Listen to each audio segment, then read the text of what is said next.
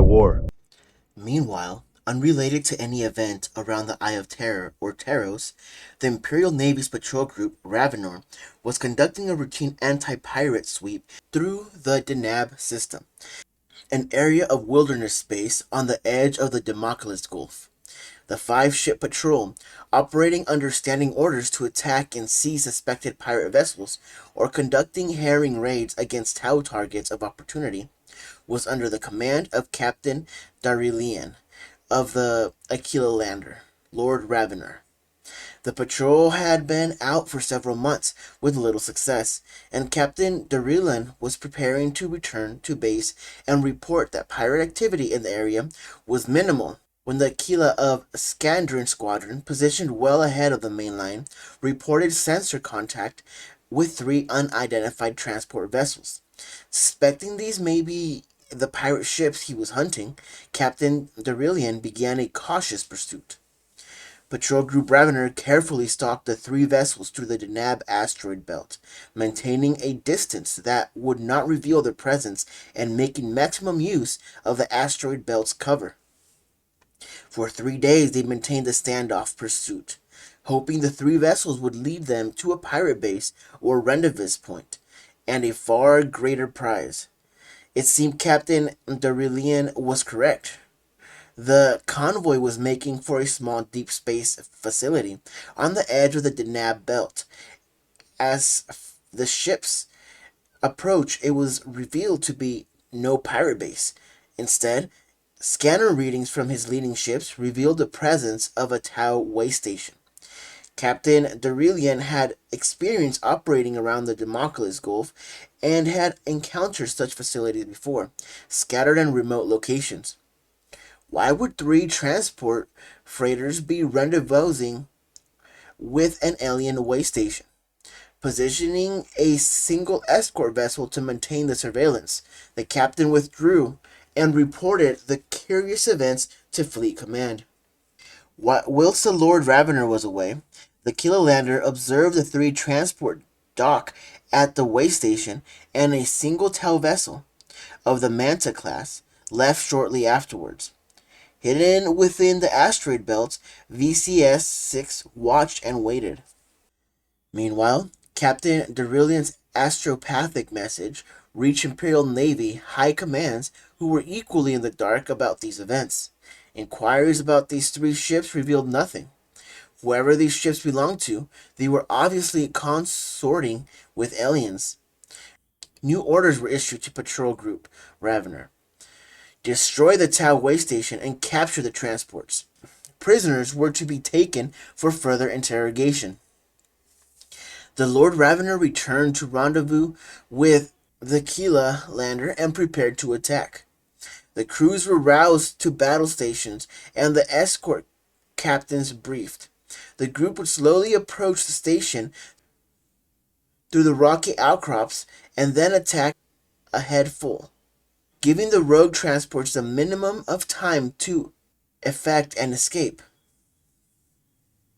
The Lord Ravener would engage the way station, whilst the escorts prevented any escape or pursued any transport that tried to flee. After crippling the way station, the Lord Ravener would then grapple alongside a transport and board her to take her as a prize and capture the crew.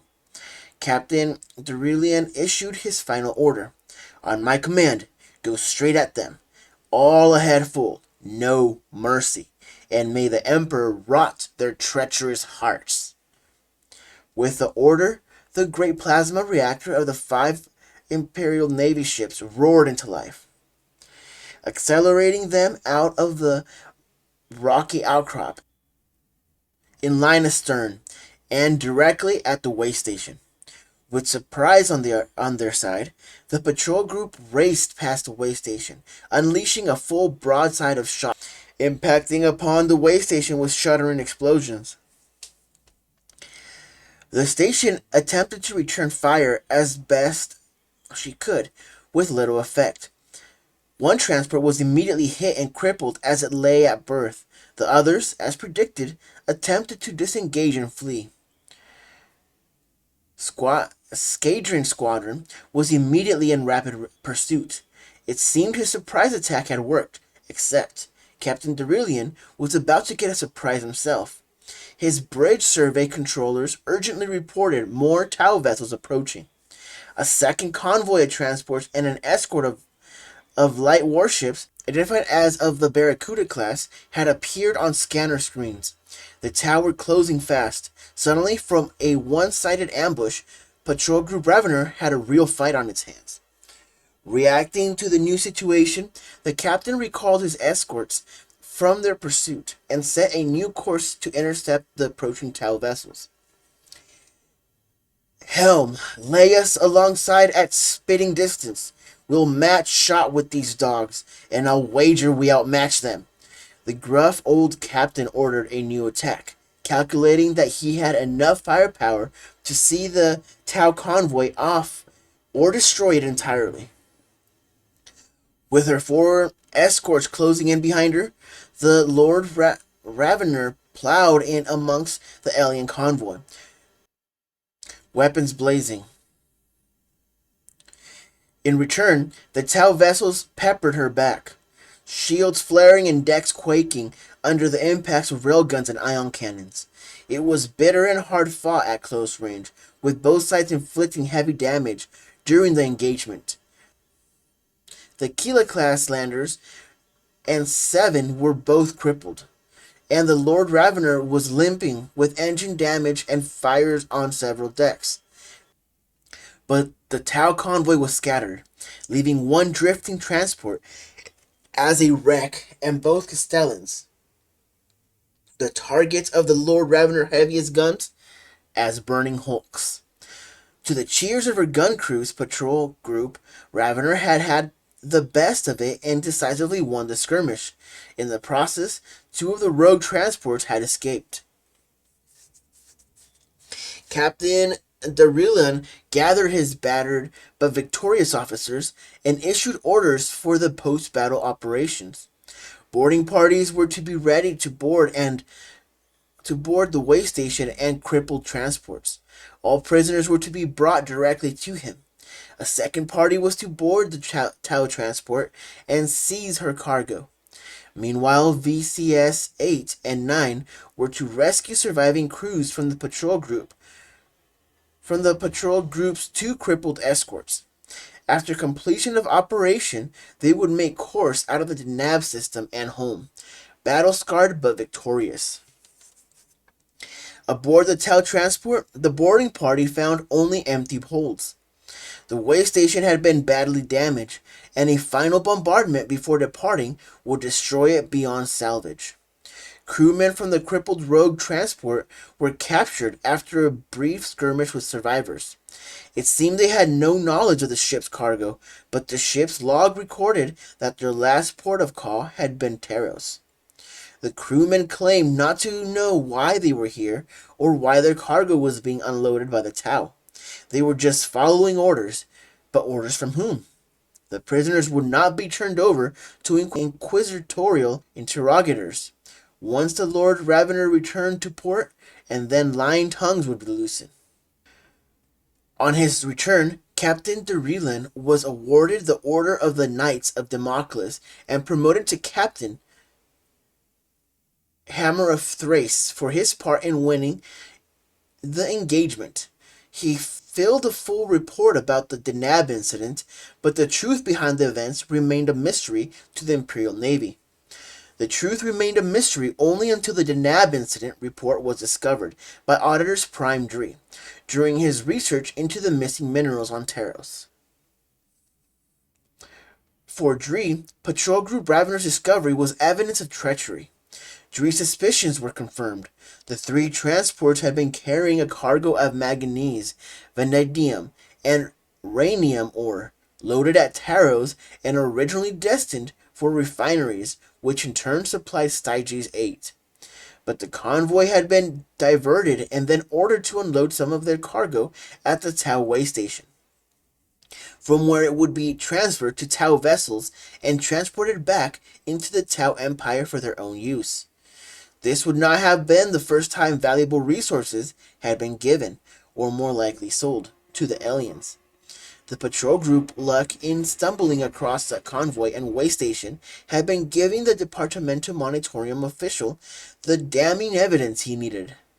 There was a conspiracy on Taros, a secret deal with the Tau Empire to siphon off minerals resources, which belonged to the Imperium.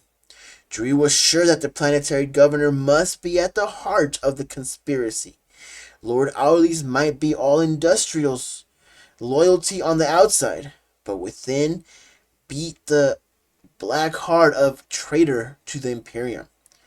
The planetary governor had broken the sacred Pax Imperialis, and swift retribution would be his reward. Swift retribution. Auditor Prime Dree presented his reports to the office of the Master of the Adeptus Monitorium on Terra for consideration of action to be taken. Dree had completed the investigation, but it was now out of his hands. He had no power to decide what to do about Taros, only to present his findings. Only an Inquisitor would have the sweeping powers to intervene, and Dree was a mere bureaucrat. The office of the Master of the Adeptus Monitorium on Terra is in itself vast, overseeing much of the work of the Departamento's many subdepartments. It would take several months for the bureaucracy to process Dree's report and for anybody with real authority to eventually see it. His report was just one amongst thousands. Dree returned to his day-to-day functions. The wheels of the administrative bureaucracy do not turn fast, but slowly events on Taros came to the attention of the Masters of the Adeptus Monitorium's office. A report claiming serious breaches of the Pax Imperialis and conspiring with aliens was to be taken seriously. Dree was summoned to a hearing to explain his findings, which he did. Things on Taros were rotten, Dree said, and Planetary Governor was at the heart of the conspiracy. Action needed to be taken, swift action to end the problem. Amongst the upper ranks of the Adeptus Terra, it was decided that the Planetary Governor should be removed and replaced with a more trustworthy candidate. The administratum started to consider its options.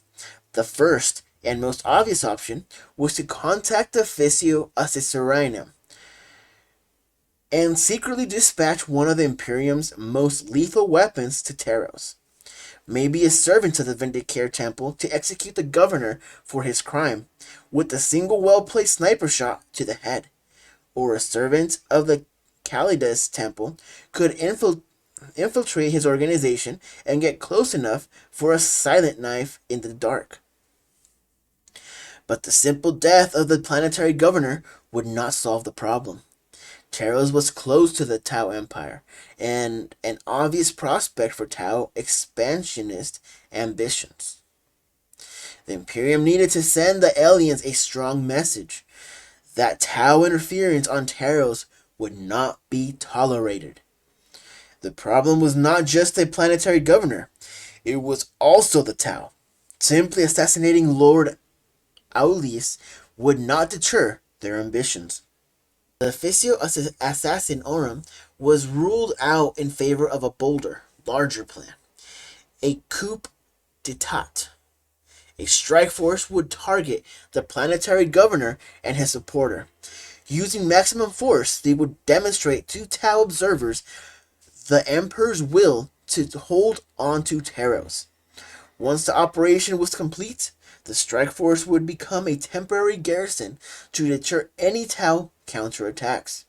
There was one force capable of such mission at short notice, the Adeptus Astartes. The Space Marines would be the Emperor's instrument of divine justice on Taros. During the Democles Gulf campaign, the Tau had learned to fear mankind's finest warriors, and a strike force, on the ground, would send an unmistakable message. The Imperium will do everything it can to hold Taros. If the Tau wanted the planet, they must first face the Space Marines. The Space Marines chapter was quickly identified for the coup d'etat missions, and a high-level delegation of relevant intelligence information was immediately dispatched to the chapter monastery of the Avenging Sons, along with a well-worded request signed by the master of the administratum's office, asking the chapter master for assistance. Official records would later name this operation the First Taros Intervention.